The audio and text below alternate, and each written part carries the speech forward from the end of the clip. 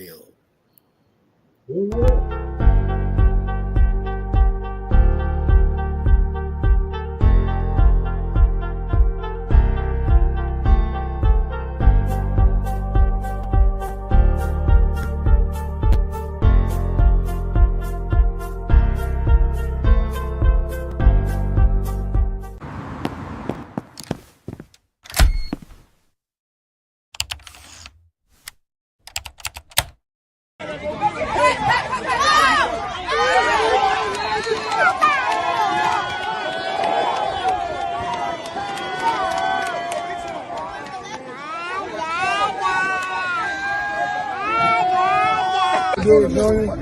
Good boy, say your name, man.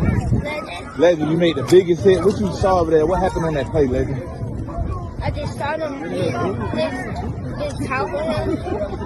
Yeah, so you keep balling. What you got to say to the world, man? Y'all number one in Georgia. Y'all defended that today. What you got to tell the world about the team?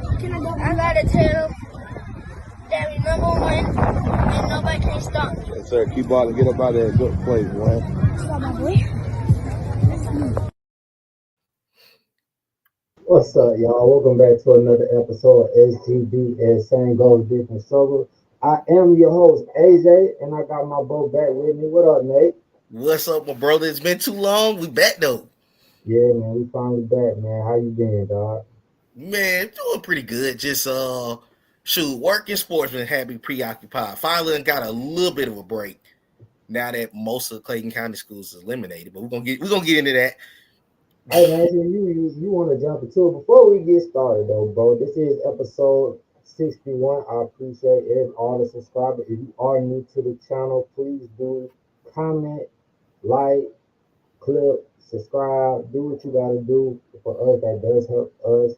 Me and my bro, Nate, Jared might tune in, clock back in, whatever. But today, bro, we can start. I don't know, bro. I still ain't made up my damn mind. So, all right, we can start with college, though, bro. So, there's some college game going on right now.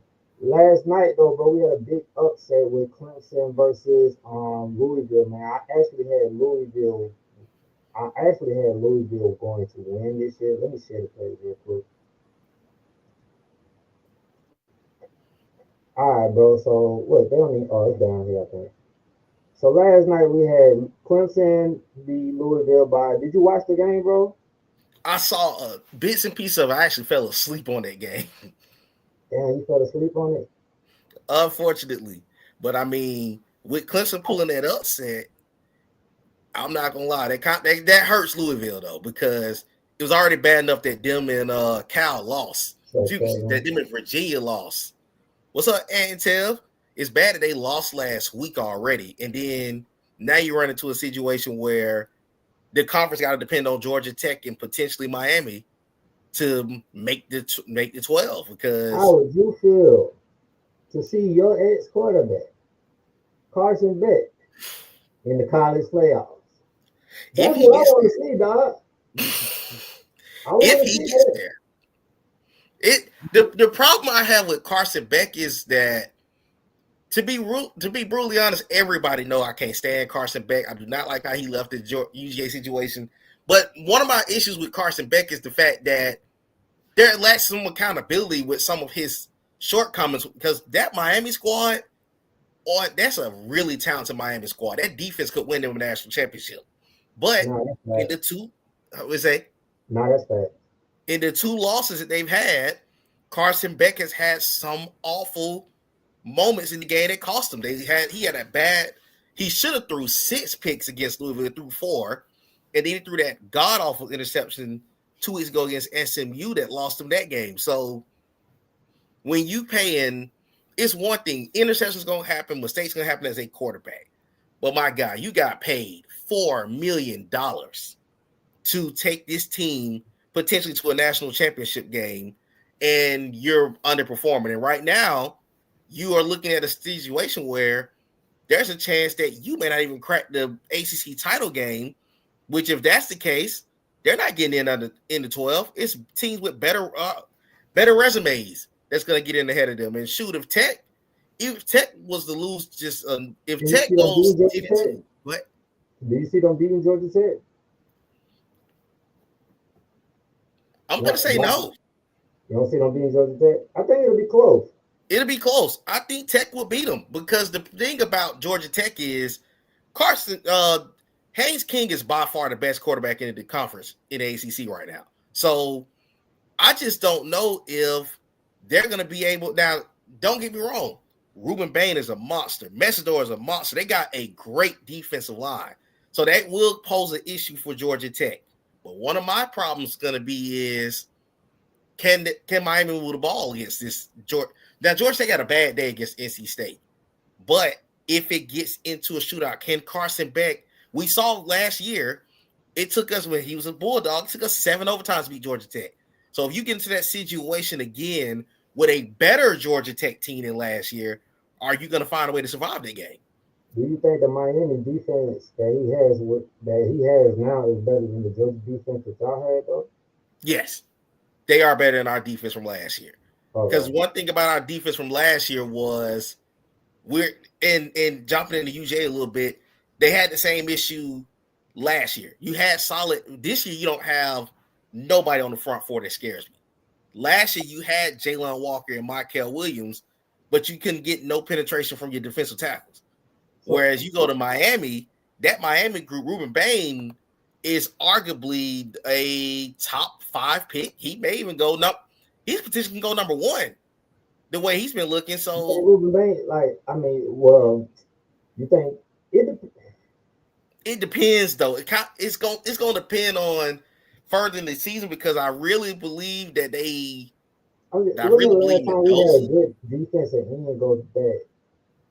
When the last time we had a defensive end that went top number 1 that was actually really good? Myles Garrett number 1. Since Myles Garrett? Yeah, since Myles Garrett. Myles Garrett was the last legit number 1. And you've had other DNs because you had the one from Georgia that went to Jacksonville. Yeah, Trayvon. So that's why I was saying it like that. Yeah, I know. No, I see exactly what you're saying. Now, I definitely think his game gonna translate to Sundays for sure. But like you said, I think he's gonna be the number 1 pick? Probably not, because if Mendoza continues to take Indiana far as how they've been looking, he's probably gonna be the number 1 pick. It also depends on what team picking number 1. Did you watch that game last week? Oh yeah, that was a Heisman moment for that group because I'm not gonna lie, I thought they were gonna lose. I definitely thought they were gonna lose. Do you feel like that was a catch? Oh yeah, but we didn't have some this year has been some questionable calls on catches. Like we had some arguments in the chat about catches these years. Like these have been some questionable calls. So I just want to see what you say. Was that a catch or not? Yeah, he definitely that was probably some of the best footwork I've seen all season long, because I'm not gonna lie to you. If he makes that foot is an inch or 2 short, he's not gonna. That's not a touchdown. So it really was a crazy catch, and it possibly saved them from, because if they would have lost that game to Penn State, I'm not gonna lie, I don't know what would have happened with them as far as their ranking. So let me ask you this thing, right? You know how I be questioning certain teams getting in the playoffs, right? Look at Ryan Gosling.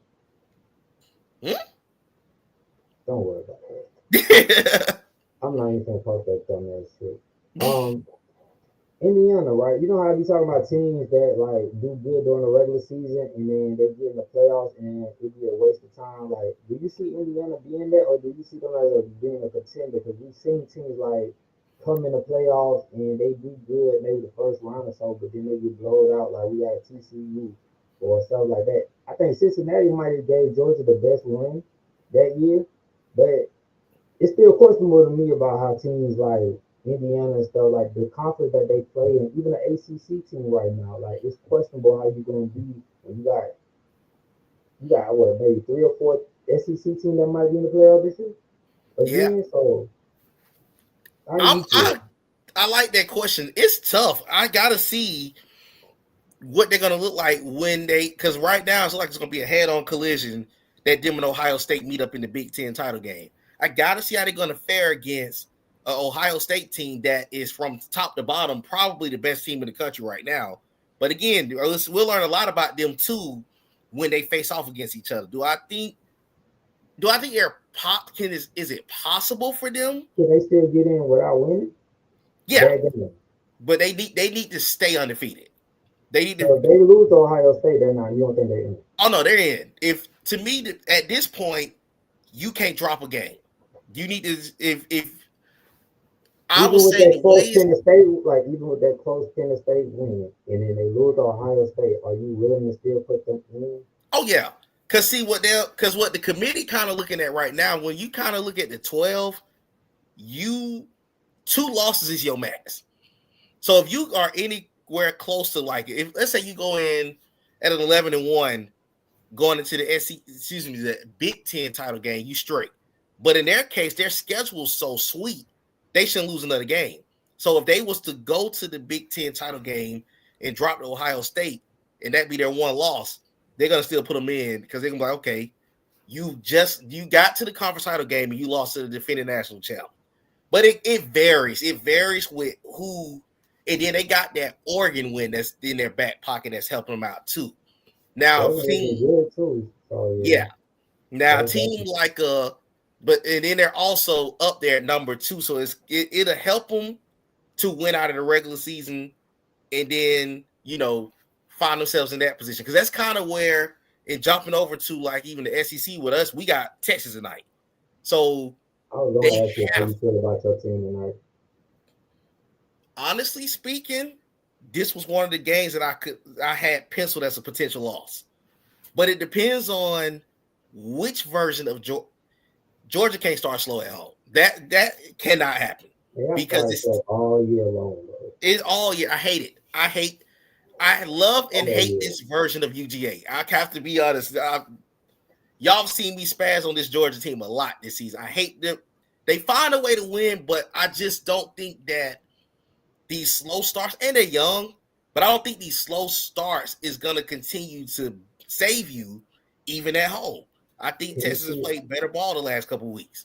Can you see Archie Manning being able to do something against y'all defense because are we still a question on Archie Manning or is Archie Manning chat? Y'all let us know, people in the chat, how do y'all feel about Archie Manning? Like I still ride the fence alone. I still ride the fence with Archie. He's played a little bit better the last couple of weeks, but the thing that is gonna be now, I'm not gonna lie, he might have a decent game against us tonight, depending on that pass rush, because I do not like this secondary by no means. Is Bolden playing in the first half? Is Bolden played in the first half? Yeah, he'll be back. He'll be back for this game. Okay. But even with him, like they have not looked. They're not looking good this year. That secondary, I do not like the secondary. Ain't the same as it used to be. I'd say that even the defensive end though, like the only thing y'all love to brag about right now is y'all that linebacker. Yeah. We're gonna get on to the Falcons in a minute because we definitely need a linebacker, but that it's shocking. I ain't gonna say it's shocking to see Georgia's defense, and I'm a Florida fan, feel me? So it's shocking to see Georgia because Georgia is known for their defense. Now y'all are hosting some recruits this weekend. I wanted to ask you about this because y'all got a black quarterback coming in, and I don't know why Georgia do this shit. Why do y'all bring black quarterbacks in and y'all don't play them? Like, man, one thing I got to say about Kirby's loyal to the guys that he ended up committing to, and I was shocked to see that also considering Kirby had Justin Fields too, and he wasn't. Oh yeah, he was never loyal to Justin Fields though. That's the sad part about it because Fields should have started over Jake Fromm at some point later that season, but he was so committed to the fact that we went to a national championship with Jake Fromm, and Jake Fromm was not the reason one that went to that national championship. We had Sony and Nick that was in that backfield going crazy. But I think that's one of the early mistakes that he has to learn, that he had to learn because Justin Fields ended up leaving to go to Ohio State and had a pretty good run at Ohio State. Remember the Florida guy that had the situation with Billy in the NIL, and he had came to Georgia. Said he didn't even play. Yeah, so I think I'm surprised to see us go after that guy because I mean we got the 5-star kid that's coming in next year. So what I don't want to end up happening because you already got this 5-star kid, Gunner's starting to kind of win the fan base over. He's been pretty good these last couple of weeks. So now it's in a situation where you got this 5-star on the bench. Are you gonna bring this 4-star in? Is he gonna come in be in a situation that kind of Gunner was in, sitting behind Stat and Beck for that period of time. So it's intriguing to see how they're gonna play that quarterback thing out past that past Gunner Stockton. What do you want to see tonight from your team? Like, I say that because I'll talk about my team in a minute because I really want to ask you, because you keep in contact with everything in college football. I want to really ask you, do you see, because, Florida played Ole Miss tonight, and Lane Kiffin is supposed to be one of the people that's supposed to be being in contention for the head coaching job. Do you see Lane Kiffin actually trying to win this game? Or how do you feel about your team? I'll ask you that in a minute. How do you feel about your team tonight? Okay, so I think we're gonna win close. I have us winning by like 7. I think it's gonna be a nail biter to the end. 7? Yeah, I think it'll be a touchdown win, or maybe even field goal. You're not winning by more than a possession. I think Texas is gonna play that good today because Texas realizes their playoffs is on the line.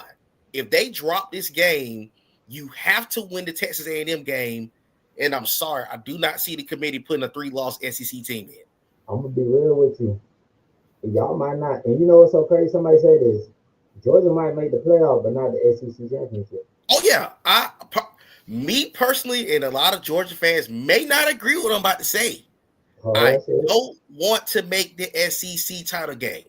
I would gladly go 11-1 and get a first round game. Appreciate that. Appreciate it. I would gladly go get me a first round game against whoever in another thing committee. Let me throw this out into the committee real quick. Don't do that. Man. Listen. Don't do that 5th team in like that, man. Because right now we projected to play South Florida.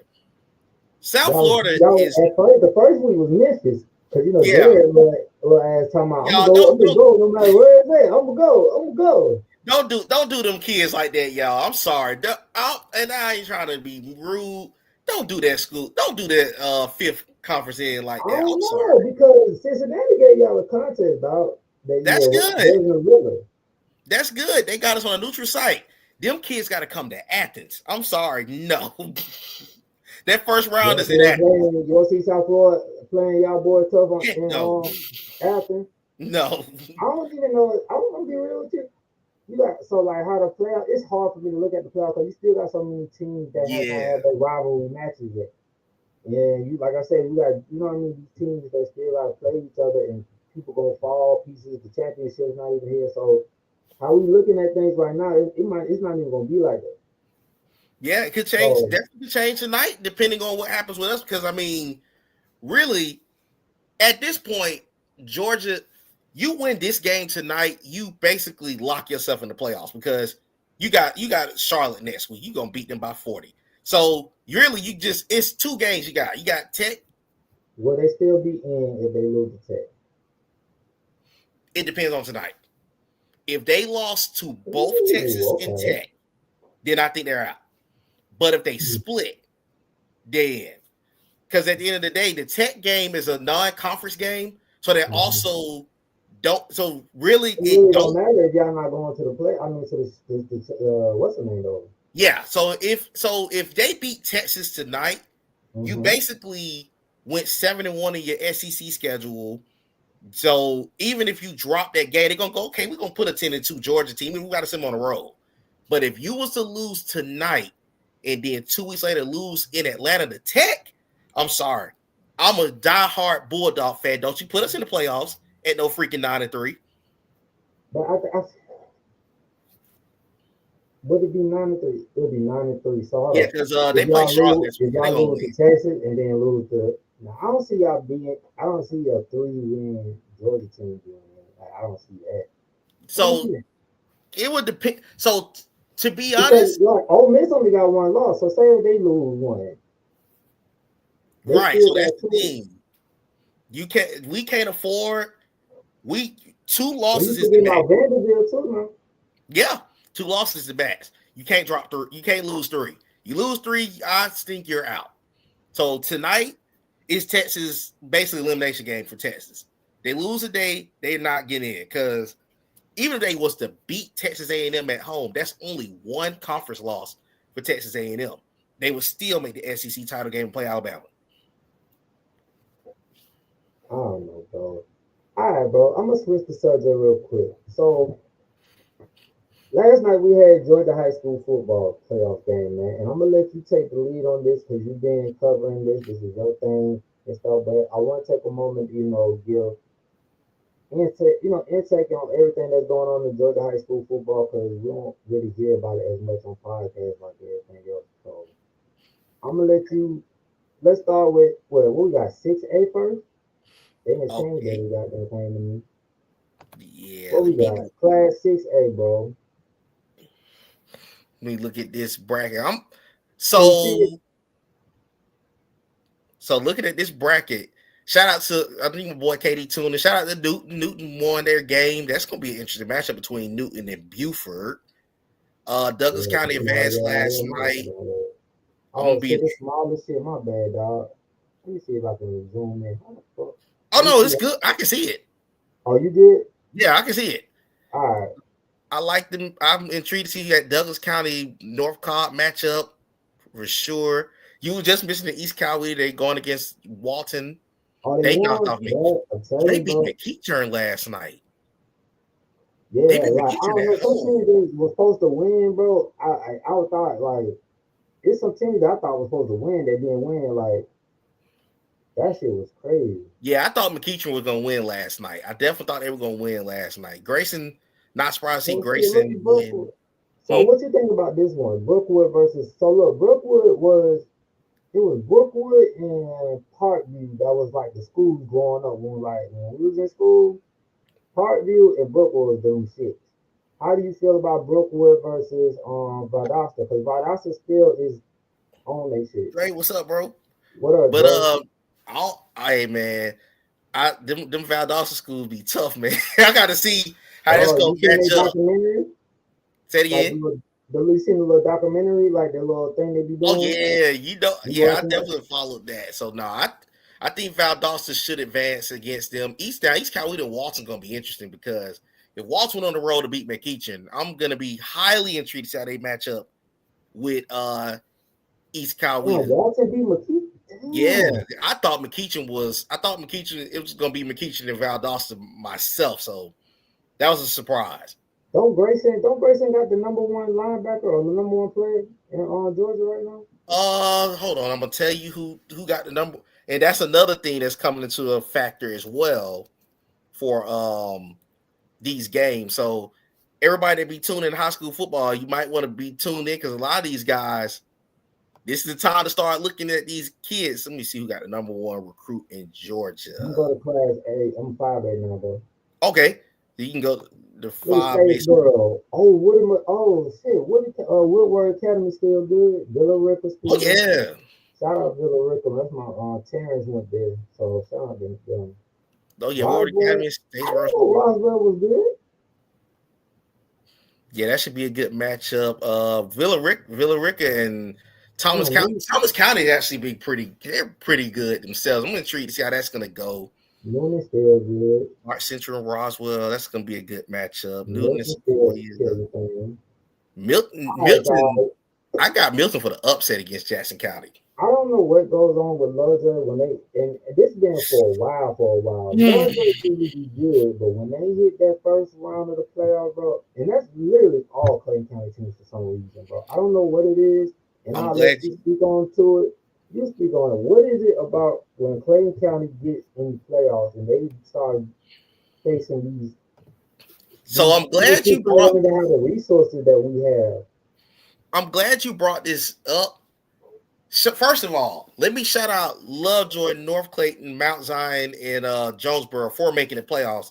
If you all, I'm gonna try to stream it at 3:30. North Clayton plays LaGrange, so I'm gonna try to put it on. I'm gonna watch that. Yeah, I'm gonna try to put it on the stream at 3:30. But the problem is Lovejoy has a young team. And unfortunately, their schedule got brutal at the end. They had to play Langston Hughes, who advanced last night. Shout out to Langston Hughes. They advanced won last night too. Yeah, they're in that. So they're in the region. They played with Hughes in the region. Who was it? It was Hughes, Northgate, and Noonan. They were all in the same region. This the one then. This should be the one then. Yeah. So as you saw, Lovejoy. Newman or Newton. So yeah, Lovejoy actually lost to Noonan and Hughes. Those are two losses. They're all in the same division. So that ended up costing them in the end, and they ended up making. As you see, who was it? I'm sorry. It was Noonan, Hughes. It's another team. I'm trying to find the other team that was in their region. I'm looking at the bracket because they're in the same bracket. Hold on one second. Yeah, because Lovejoy was the 4 seed. It wasn't Creekside, was it? It wasn't Creekside. I'm trying to find a 3rd seed. I'm gonna see it. Oh, damn, they beat East Portland. It was Hughes, Langston Hughes, right? They beat It was Northgate. Northgate was the 2 seed. Okay. So yeah, Northgate was the number 2 seed, and they as you saw, they lost to Villarica last night. But Lovejoy beat Northgate. But unfortunately, Northgate beat the 3 seed, which was Noonan. Appreciate that, bro. Appreciate that. So that ended up dropping Lovejoy to the 4 seed. And then that drew a very bad matchup. Say it again. You were telling us about that in the chat. Yeah. So what happened was, and another thing, they're gonna change. A lot of folks have not heard about this yet, but if you follow high school football, they're changing the format next season. The current format is the top 4 in every region gets in. That's not change. That's gonna change. What they're gonna do is they're gonna take into a factor what your schedule is like. So if let's say for example, like a Westlake went 6-4, but they played like the 3 to top 10 teams in the state. They're gonna change that up to where a 6-4 team would go over this team that's maybe 7-3 in there. Like a 6-4 team that plays like bad competition, but they got 4 bad losses. So that's before you go on, let me ask you this, right? Because some teams, so take a Grayson, right, or like a Buford. Those teams they don't play state schedule. Don't they play national? Yeah, so that's gonna play into a factor because they're gonna rank your schedule in next year's playoff format. But how can you explain that to me? Because national is way harder than state. Right. So match preps do a weekly ranking. So that's gonna now come into a factor when they get deeper, when they start picking the 32 teams. That's gonna start becoming a factor down the road. So that's what's going on, Nate. So that's gonna become a factor as well. So that's what will play out this in the next bracket. Oh, okay. So you brought up this, but before we even talk about that 4A bracket, the issue with Clayton County schools, and this is before I say this, let me be the first one to say. As a person, don't even say the code. Say the truth. As a person, I know you know where I'm going with this. As a person that covered Clayton County athletics, I am for every team in the county being successful. But one of the problems is the talent disparity shows when we get to the playoffs, because you're going against certain schools where those kids seeing 4 and 5 star. Like, for example, you're seeing 4 and 5 star prospects in Clayton County, but you may go against a school, for example, like a Creekside, that may have 10 of the top 100 players in the state. So when you're looking at those brackets, when you're looking at the talent level, you're not matching up. For example, 2 years ago. Hold on. Before you go, okay. So before you go to that, right? Because it might go on the same time. I just want to ask this quick question. Because Creekside and North Clayton, if we talking, are maybe 20 to 30 minutes away from each other, if we speaking, right? So the talent level, it's not like we talking from North Clayton to Columbus or North Clayton to Valdosta. So the talent level is in these areas. Would you say that the problem is the resources in these areas, or like, because we also know that high school football has evolved and we can recruit players now in different, you know what I mean? So like, cause I remember my brother Q was talking about how North Carolina Middle, you keeping these kids together. Do you think Yes, that's a problem too? I just wanted to ask that question. I agree with you on that, and I like that you brought that up too. The thing is, like you said, for example, a lot of those North Clayton kids, they will be back next year. So regardless of what happened this year, you'll see a lot of those kids either come up from. By the way, shout out to the North Clayton Middle School team. They've won the last 4 titles in the state in the county. They So when did you're again. yeah, they won again. So when you're Damn, looking at you he got would have these been happy as really hell for me. so you're looking at like how you brought this up before, and this is our brother Q did bring this up when y'all guys were playing at Bab and the Adamsons. Y'all weren't staying together. Go to Forest Park and Morrow. So Some we of you were stayed on going it. We right. stayed. Y'all We were going really should have been going. We really should have been going to North Clayton and Riverdale. So like a lot of us stayed in Riverdale, but majority of everybody stayed in Forest Park and Morrow. Like for real, correct. for real. And see, the thing is, those are some of these kids are doing. Like they may play here, but they may go like you said up the street to Creekside and see. Okay, he does took 10 kids with a college degree. Now that's gonna start to change for the better in Clayton County. You're seeing schools like North Clayton getting this talent there. They got a 4-star quarterback, Justin Murphy. He got 20 offers, I think. You got the 2 kids from Jonesboro that's 4 stars going to Miami. Lovejoy got a couple of 3 and 4 stars that's going to go. I know one's going to Indiana, another one to NC State. A couple of them going to big schools. But the biggest thing is between the resources and what you're building there. It's hard for parents to look at a program and see, okay, do our kid has a chance of being productive there? We're not talking about winning the state. Because it takes a lot to win the state, especially when you're matching yourself up in a state that's stacked with talent like Georgia. But are you winning? Let's say, just go for example, are you winning 7 games and making the playoffs? And I'm not saying that should be your ceiling. But if I'm not going to a school, for example, AJ know firsthand, he ended up going to another school outside of Clayton County. If your standard is we're in the playoffs competing, that's one thing. But if you're going to a school or your next school up has not had a winning record in 10 plus years, and my kid is good, I'm not sending my kid there. Me and my kid, we're moving to where the better resources is, the better talent is, the better coaches is. And I think that's something that countywide is having to get better because the talent, the resources are actually here. You got a I'm nice real with you, bro.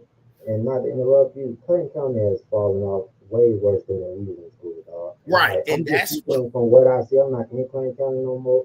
But from like, I don't know if you seen the shit that's going on TikTok and the JSL shit that's going viral on TikTok. Bro, that whole situation is like, that whole fucking county is terrible, bro. From the DA, I say it from the DA, sheriff, and it's us, bro. It's the motherfuckers that look like us that pisses me off, bro. It's like I can't even have an argument with this shit. yeah, it's the direction of things just isn't the same anymore, and I think that has to change. And I think that's one of the things that you're seeing, even with the expanding that's going on in all these metro areas. They're trying to really get it back. They're trying to get something back in shape. But like you said, it starts with us. But no, I do. That's the biggest thing that sucks when I look at a lot of these talented kids that get to the playoffs and face off against these top tier schools. Like, for example, what's going on, Real? Some of these schools that, for example, because even in APS schools Atlanta are Public a School, better they not position. as good as they. Is Duggan in the playoffs? Is it? Yeah, they're in the playoffs. Let me see. They were in this. I think they're in this. They're in the next bracket that we're gonna look at. Oh, yeah. Okay. But I do want to run over this bracket real quick. So first thing first, Creekside has side note, y'all. But Creekside, if Latonia and Creekside play, dog, I might have to go to that game. But Yeah, I will have to see that. I might have to Creekside has pull up. scored at least 50 points every game this season. Oh, that's average. That's and they scored 70 last night against Ware County. I don't know who in the world is going to slow down that. I mean, excuse me, it's Dalton. They're gonna. I don't know who's gonna slow Creekside down. I don't know. Nah, for real. Lithonia pulled a big upset. Shout out to Griffin, man. Griffin had a down stretch, but they end up making the playoffs. But Lithonia came and showed out last night. Warner Robins has always been a really good school. Yeah, that was another one. I see Jackson lost to Cartersville last night. Remember I told I said out the whip, and that's crazy. We said this in the chat. We're like, Southwest DeKalb gonna beat you. And unfortunately, and the sad part about it is, I watched most of that Southwest DeKalb in Jonesboro game last night. That game got away from Jonesboro early because they got to stop. The QB didn't have the best game, threw interception, and then they went up 7-0. They ended up going up 14-0. It was a 21-7 game at a point. But they couldn't get anything consistently going on offense. And then Southwest DeKalb ran the ball down their throat too, so that didn't help out either. Kel, that's gonna be. Go ahead. I was just about to say that shit. You took the word because I was about to say Kel is like, you never heard of Kel like they got the Texas logo. They're a good school. Yeah, they're gonna be tough. Let's see, Cambridge and Central Carrollton should be a good matchups. Cass and Benedict. Ain't this Ola? Say it again. Ain't this Ola? Yeah, Ola. Yeah, they've been pretty good this year. And they're in Henry County. Yeah, that's in Henry County. They've been pretty good this year. They ended up losing the tiebreaker. Stockbridge. Yeah, Stockbridge. Their ass because that school ain't been that open that long. They got better. Yeah, they've gotten better as of recent years. Stockbridge, man. Shout out to the Stockbridge program. They lost a heartbreaker last night. Yeah, Stockbridge lost. Yeah, they lost to Blessed Trinity. Blessed Trinity, by the way, shout out to Blessed Trinity. They have the #1 recruit in the nation for 2027. Who? His name, I'm gonna tell you his name right now. But he's the #1 recruit in the nation, not in Georgia. His name is DJ Jacobs, 6'5". The kid is 6'5", 225 as a junior. And trust me, he like that. What position you play? Say it again. What position you play? What school are you play? Yeah, he's an edge rusher. Matter of fact, right now he's the projected #1 recruit in the country for 2027. I'm gonna tell you. That's not the guy that decommitted from Texas A&M that you're talking about. Right? Oh yeah, Jordan Carter. He actually has a visit to Georgia Tech next week, so that's gonna be interesting to see. Can they lure him? Because he right now Georgia Tech and Auburn are the two that he's high on right now. But yeah, I'm gonna tell you. Mays lost? Because we were just talking about APC. Yeah. Damn, Mays. I didn't even know Mays made the playoff. Yeah, bro. So I'm gonna tell you, these are the offers that kid that's next year's #1 recruit got.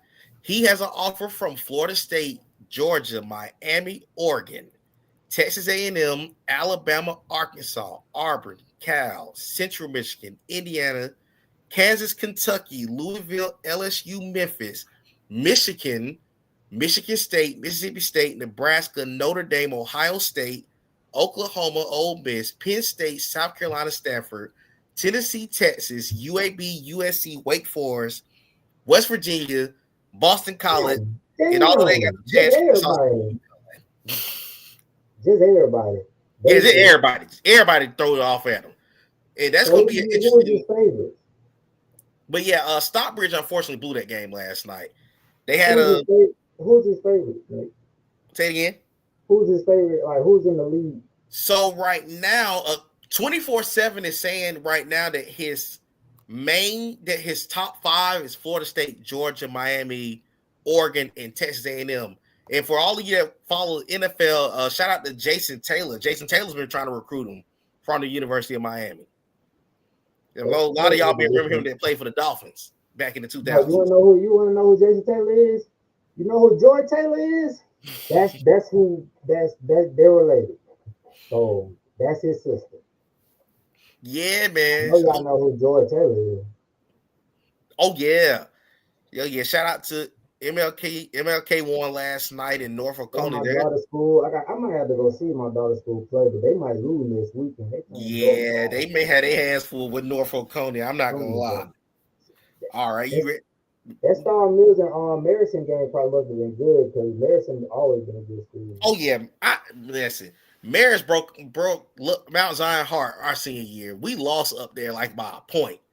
We could have went to the Georgia Dome that year. That game still, I know a lot of my boys that played for that Mount Zion team still like talking about that game to this day. Was that the year y'all had that top rated running back that went to Marshall or something? Oh, you talking about Martin? He left the year after. He was gone the year after this.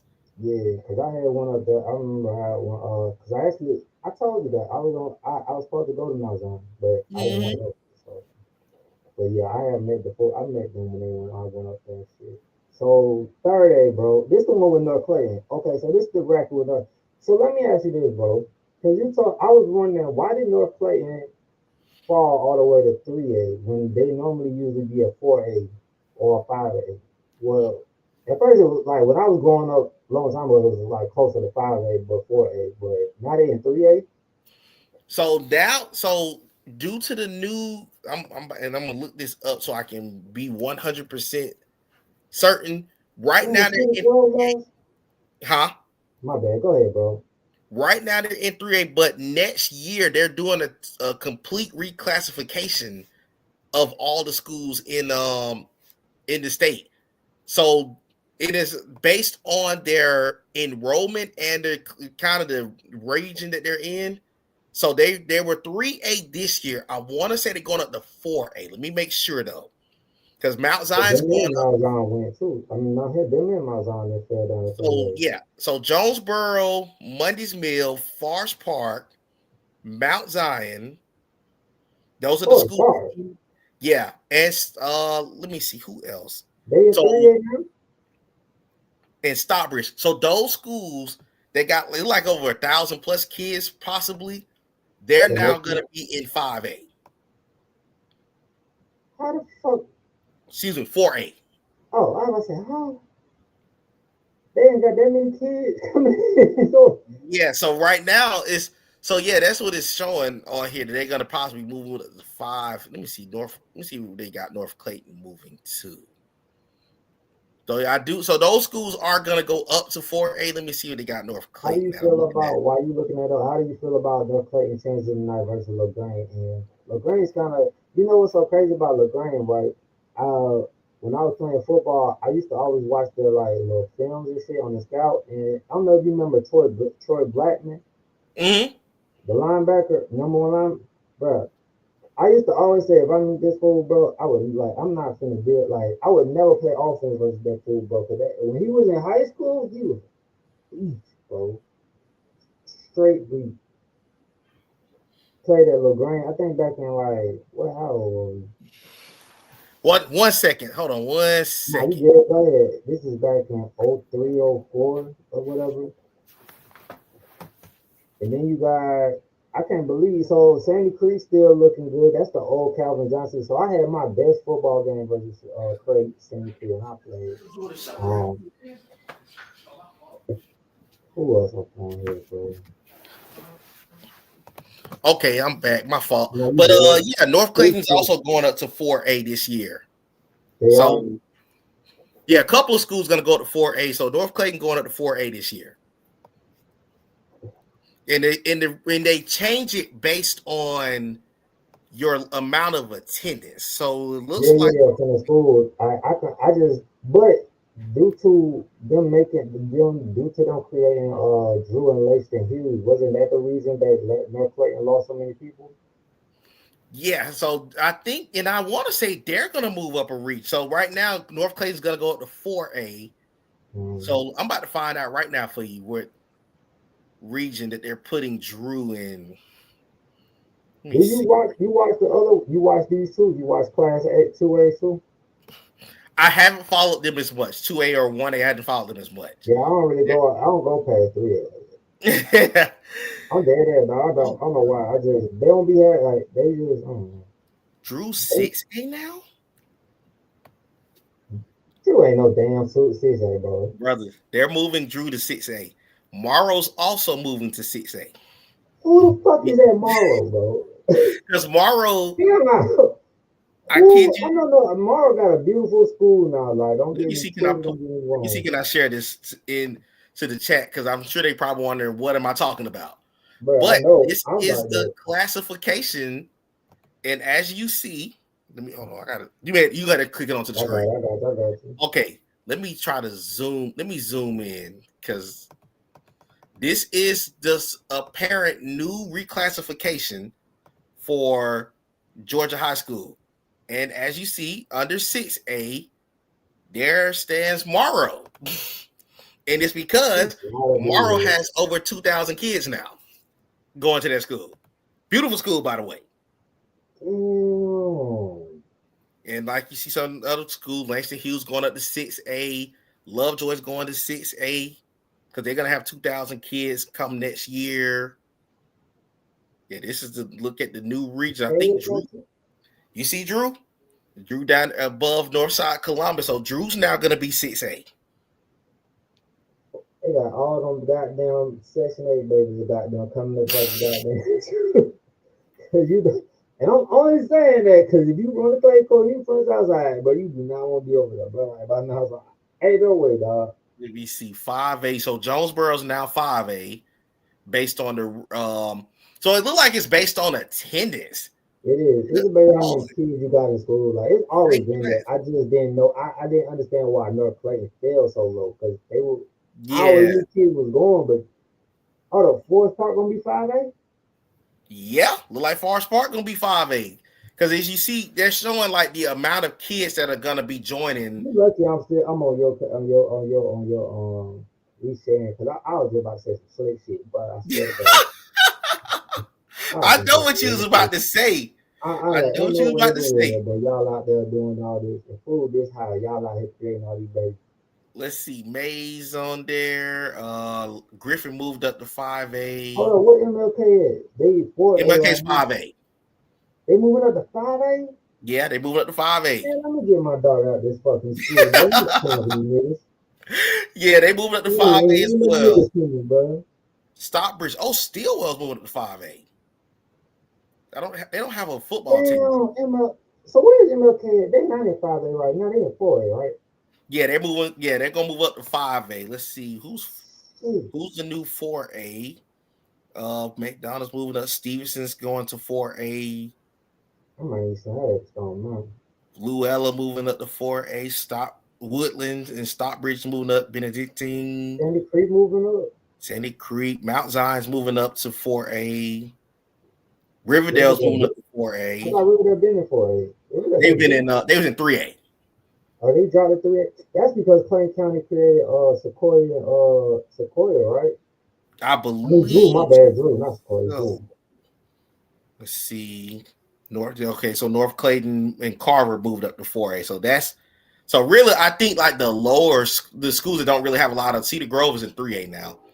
I feel like it's the schools don't have a lot of. That's crazy because City Grove was like one of them schools that I knew a lot of kids were going to for a minute as far as playing football and basketball. I don't know where's Money's Mill. They're in 5A. So Money's Mill in 5A. I see them in 5A. Yeah.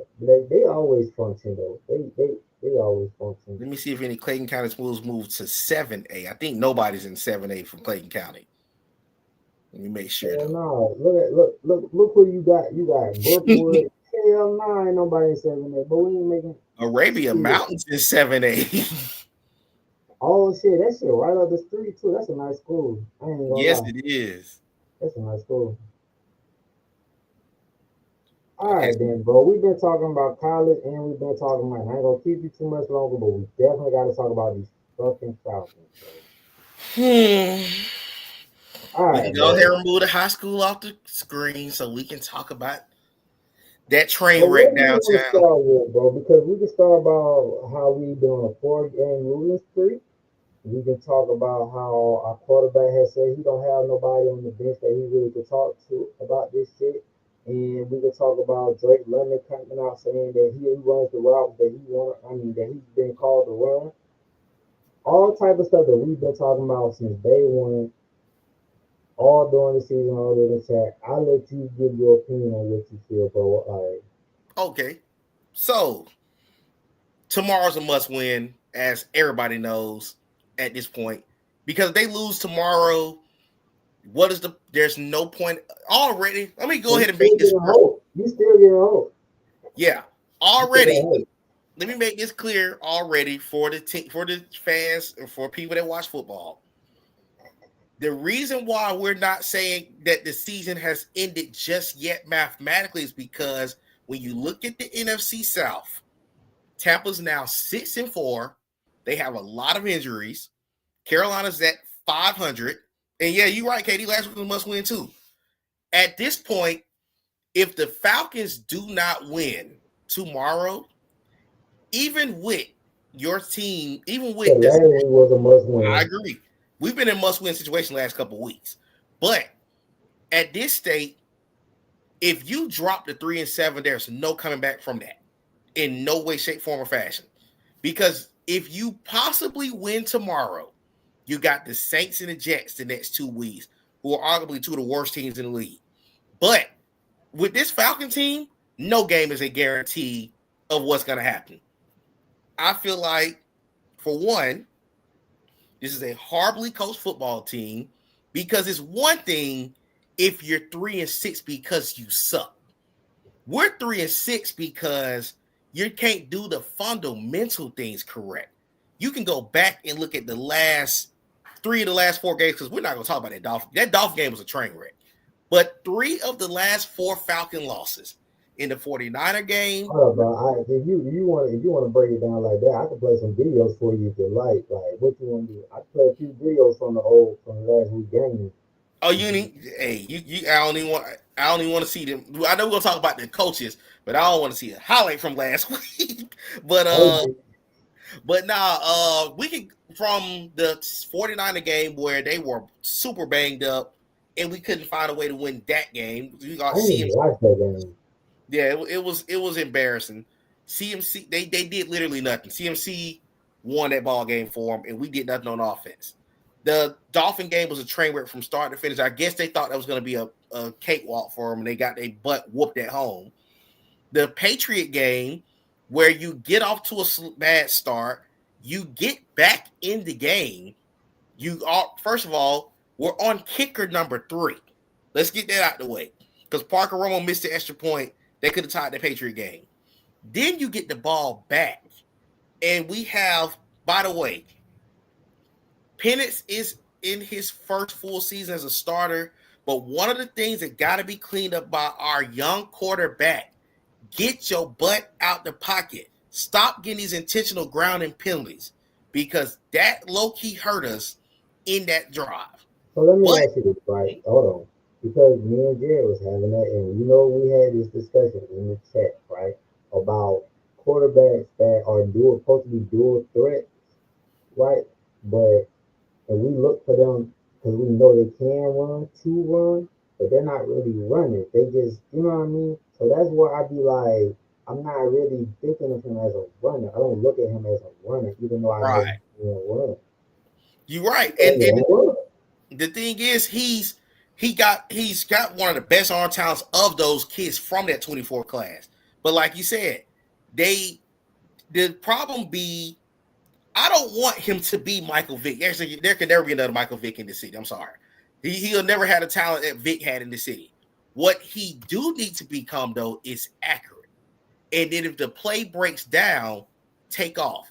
Because for one, I like Michael Penix, but he got some of the worst footwork I've seen in my life.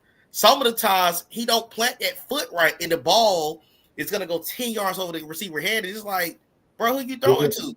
Is it not just that? Because that's one of them. But is he to me, he's having problems.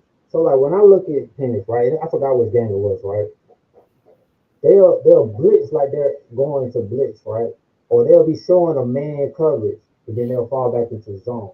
To me, it's like he's not understanding that. I agree.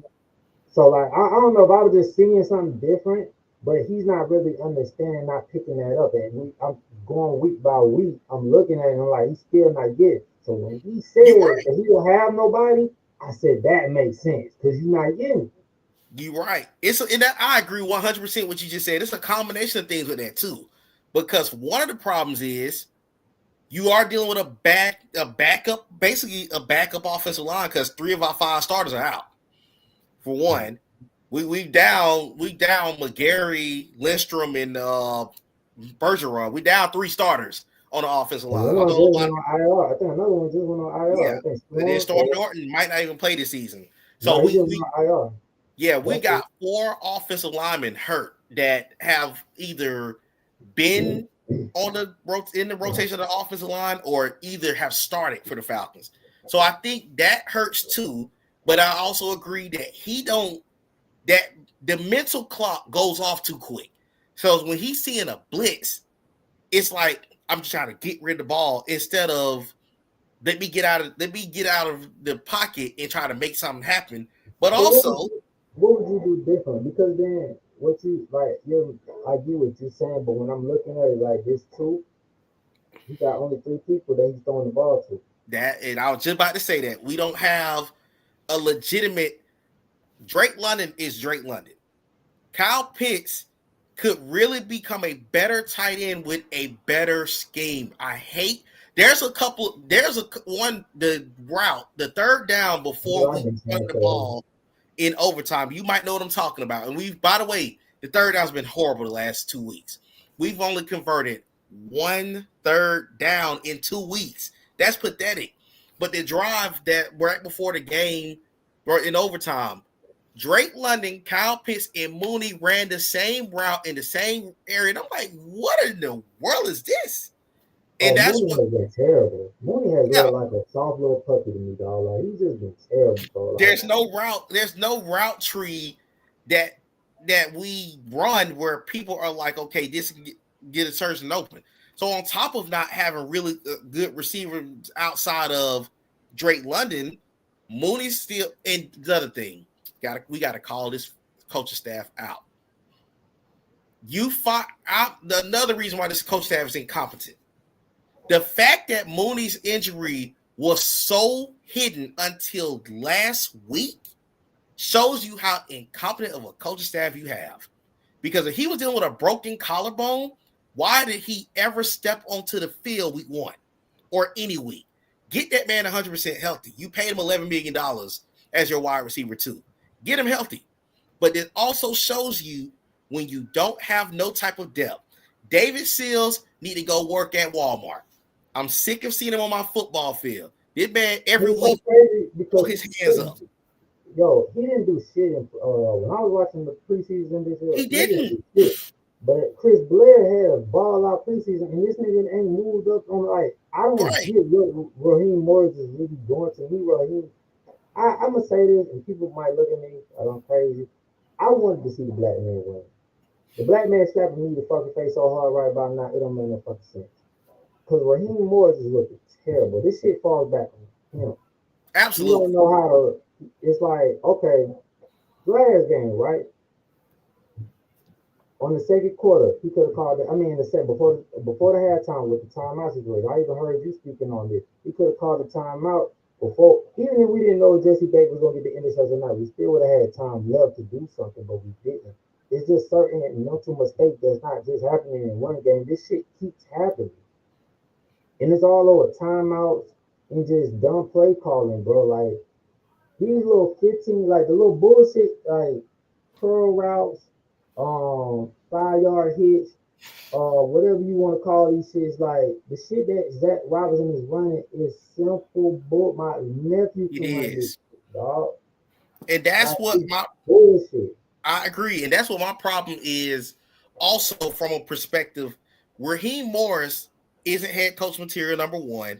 But even if you're not the best head coach, you did nothing to get you solid coordinators. Now, Jeff Ulbrich has done a really good job with that defense. The defense is starting to get banged up, but unfortunately, and the people who keep but the people who keep complaining about us not having a first round pick this year, you don't understand football at all. Yeah, it was worth it. It was worth it. He's worth it. But the problem is, then a lot of folks are like, well, the defense started getting gashed. They were on the field for 40 minutes last week. What? I'm not gonna play. Let's all be real. When you have played sports and haven't played sports, it's a 60-minute football game. Your defense is on the field for 40 minutes. Who's gonna play great defense for 40 minutes? After a while, they're gonna wear you down, and shot in the Colts. We That's got what the MVP at running back. What we talking about? And we don't have a run stopper at defense tackle. We we got don't. talent. I don't know what the fuck Rooker is, but Brandon Doris is that dude. We've been talking Yes, about he is. him. Brandon Doris has showed up this year. I'm glad. Rooker, I don't know what the fuck you are, but you was a waste of our second round. He may not be on the team next season. and I I don't know hate what the fuck Rooker do. He don't do shit. We just signed Streets back. I don't know how that's gonna go. We just been me either. signing motherfuckers. We don't have and to me, in this current NFL, you got to have you a 300 plus pound defensive tackle that's gonna clog that middle. We got a But see, the lot of problem is, finesse guys. the problem is, since 2000, when did we draft Noah from Ole Miss? That's what I said in jail. We've been drafting defensive tackle. We Yeah, drafted the dude from Ole Miss like not too long ago. He didn't even fucking work out. but you know something, these guys aren't they don't. To me, the problem, one of the other problems we've ran into is we've had 4 defensive coordinators in the last 5 years. So we don't even know at times what our scheme is. So it's hard because we went from Dean P's trash self, ran a freaking 4-2-5. Then we went to a 3-4. Then we went to a 4-3 with Ryan Nielsen. I don't know what Jimmy Lake was doing, but giving it out last season on defense. And then now we're back to a hybrid 4-3-3-4. So we done had 5 different defenses in the last 5 years. So it's the guys, certain guys don't fit certain schemes, and it shows. Let me ask you this, bro. What? So if we let Matt Ryan, I mean, what the fuck that name from? If we let if we let Raheem Morris go, right? I've been hearing talks about Green Bay and Matt LaFleur. What's his name? Oh, Matt LaFleur, yeah. Matt He was LaFleur. I guess he was an old Falcon coach. Now Yeah, him he was a doing shit QB time, coach. I might not been fucking with y'all. So I don't know too much about bro. So I'm gonna let you like what's up with him? I would love to get Matt LaFleur because he's a great offensive mind. He was the guy I thought they were going to give the offensive coordinator job to when Kyle Shanahan left to go be the head coach of the Niners. But of course, as you see, he's been in Green Bay. Green Bay's been pretty good with him. But to me, Atlanta needs to get them an offensive mind. You need to get your offensive mind and get a legitimate defensive coordinator. Now, Ulbrich is soft. I like Ulbrich, but unfortunately, he's probably not going to be here with the new head coaching staff because coaches are going to want their own guys. So he very well may not be a part of the team. And it sucks because the defense is number 2 sacks. Do you think we keep Raheem? Do we keep who? Do you think we keep Raheem this year? I don't think. After this year? I personally think they need to fire him. But then again, it really varies what happens in the rest of the season. At this moment, I don't see him surviving as the head coach of the Falcons.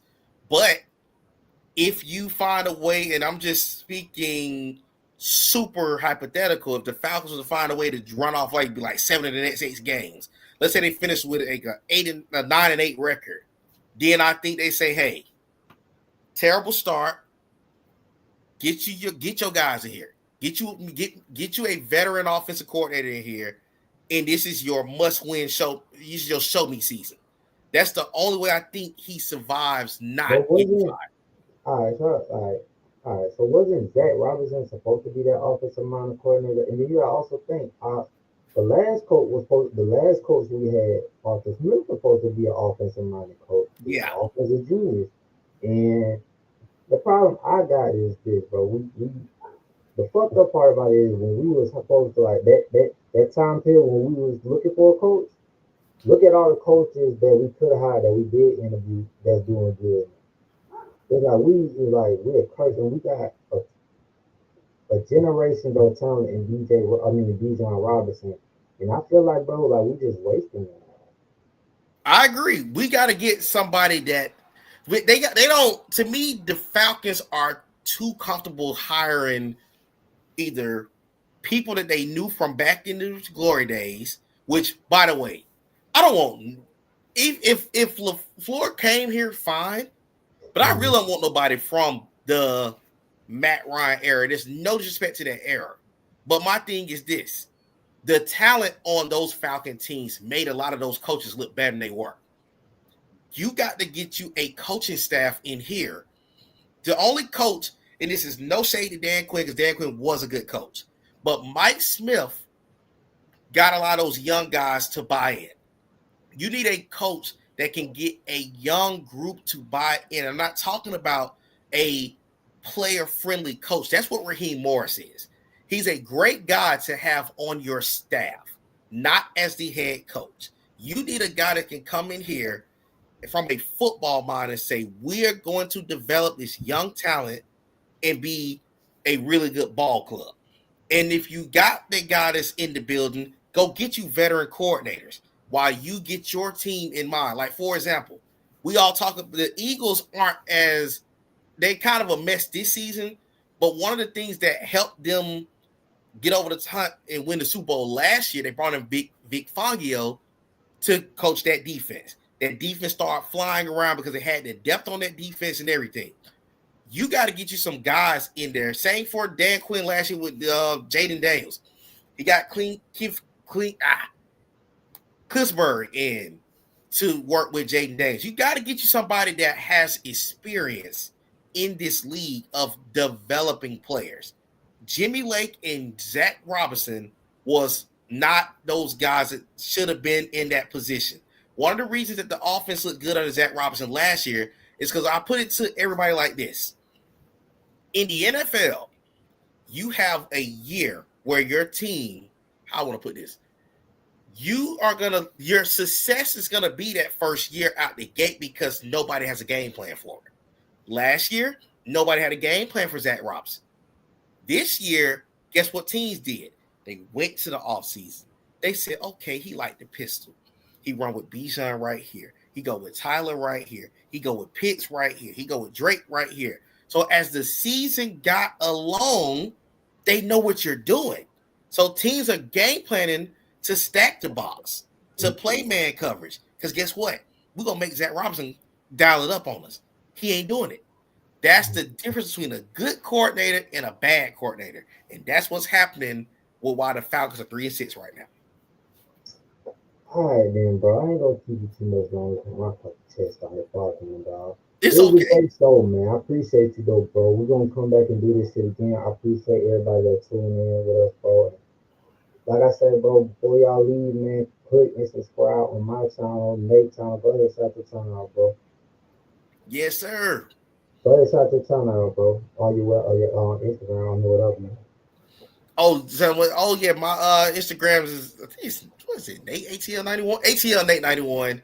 And then of course, as y'all see, we're both live. So just make sure y'all sub to Ajay Brown. That's my boy channel.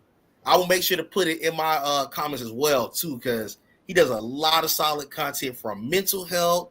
He talks about everything. So you want to tune in to what my boy talk about, because I'm telling y'all, he's gonna bring up many topics that you may not see me talk about. So give my boy a follow, I don't man. even bring that shit out on here, bro. I want to do you like that.